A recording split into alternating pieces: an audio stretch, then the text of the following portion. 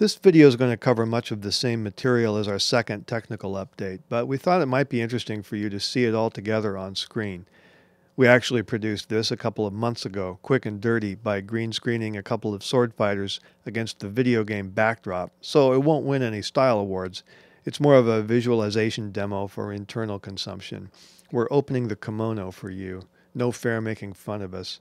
But it does help demonstrate how the thing would work.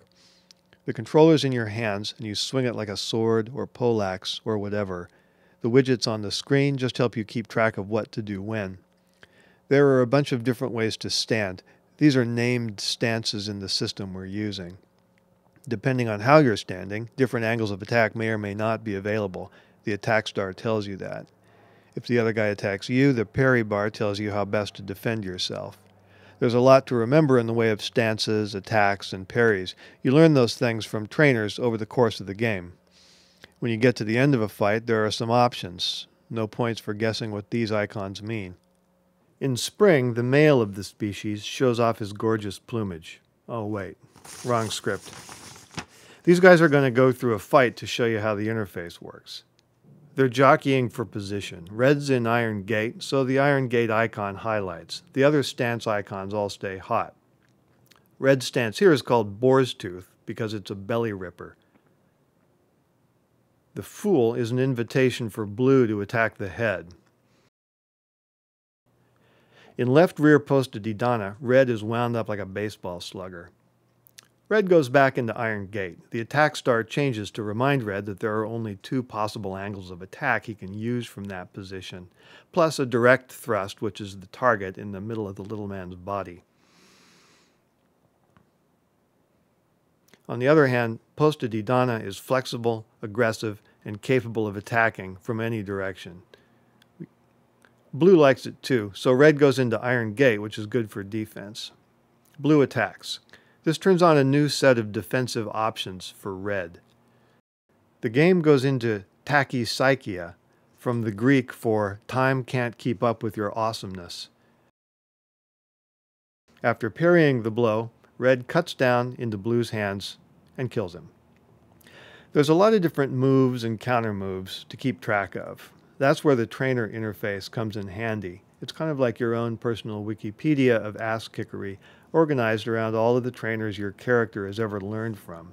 This guy, for example, once taught Red a number of moves to use out of the incrociata, the crossing of the swords that happens when an attack is blocked. We just saw one of them, cut to the arms and stab. Here's another. Grab the other guy's sword and finish him. Or grab his hands and finish him. Or uppercut with the pommel. Or pommel strike around the side. Of course, Blue may have studied with trainers of his own and learned counter moves. Here, Red's going to try the same thing you just saw, the pommel strike around the side. But instead of just standing there and getting hammered, Blue grabs Red's wrist in a joint lock and takes control. At this point, the end of fight icons light up. If this is an extra violent war-fighting scenario, Blue may do something very unpleasant to Red here. He kind of has to, because Red probably has friends. But if it's civilian combat, that's probably a bad idea because cops don't like it. Instead, Blue can accept Red's pathetic surrender and take all of his stuff. You don't have to use the official stances.